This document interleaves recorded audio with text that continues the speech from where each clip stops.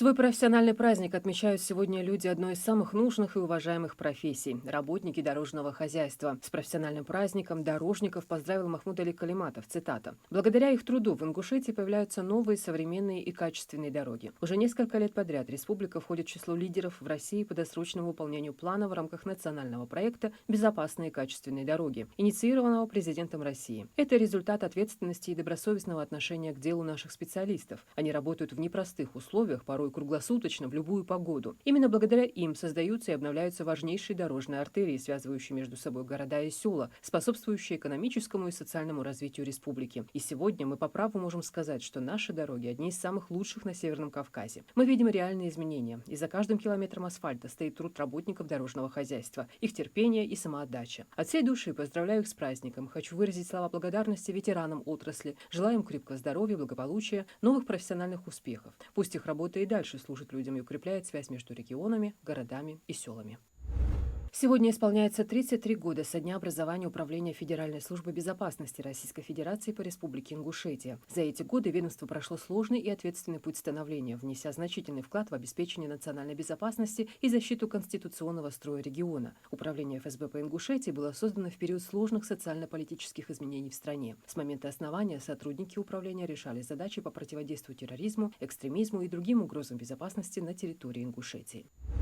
Сегодня в России отмечается еще один профессиональный праздник – День образования криминалистической службы. Эта дата символизирует не только многолетнюю историю, но и непрерывное развитие криминалистики как науки. За 71 год работы служба прошла путь от классических методов дактилоскопии до высокотехнологичных ДНК-анализов, цифровой криминалистики и 3D-моделирования преступлений. Сегодня это одна из самых оснащенных в технологических структур в системе правоохранительных органов. Современная криминалистика включает баллистику, огнестрельного оружия и следов выстрелов, дактилоскопию, идентификацию личности по отпечаткам пальцев, трассологию, анализ следов обуви, транспортных средств, орудий взлома, ДНК-экспертизу, генетическое исследование вещественных доказательств, цифровую криминалистику, расследование киберпреступлений, почерковедение и технико-криминалистический анализ документов.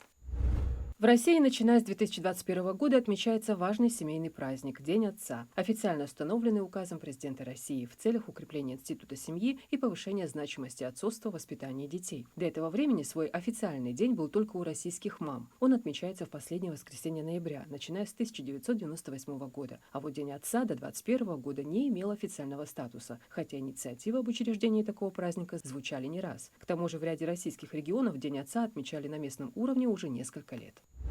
Папы. Они учили нас кататься на велосипеде, чинили сломанные игрушки, помогали решать самые сложные задачи. Праздничная акция прошла на аллее Отца в центре столицы. Ее организовали студенты-волонтеры медиацентра Ингушского государственного университета. Вручили жителям специально подготовленные грамоты с персональными поздравлениями. Мероприятие было направлено на укрепление семейных ценностей и повышение социальной значимости отцовства. Что пожелаешь всем папам, всем отцам? Добра, счастья, заработка большого, здоровья. Смотри, напиши тут свое имя и подпись. Папа в самолетах, папа в поездах, и мы с вами в разных часовых поясах. В Ингушетии проходит открытый чемпионат Евразии по бразильскому джиу-джитсу лиги TWW. Сегодня второй день соревнований. Возрастная категория от 16 лет. Накануне здесь состязались борцы поменьше, на 4 до 16. Во дворце спорта Магас имени Берда Ивлоева собрались более 1300 спортсменов из самых разных регионов России и стран ближнего зарубежья. Все они сражаются за право выйти в финал, стать победителем и завоевать заветный кубок. Бразильское джиу-джитсу – боевое искусство и вид спорта, основанный на борьбе в партере с использованием удушающих и болевых приемов. Его главная идея в том, что более слабый человек может победить более сильного, используя технику и рычаги вместо грубой силы. Поэтому он отлично подходит для самообороны.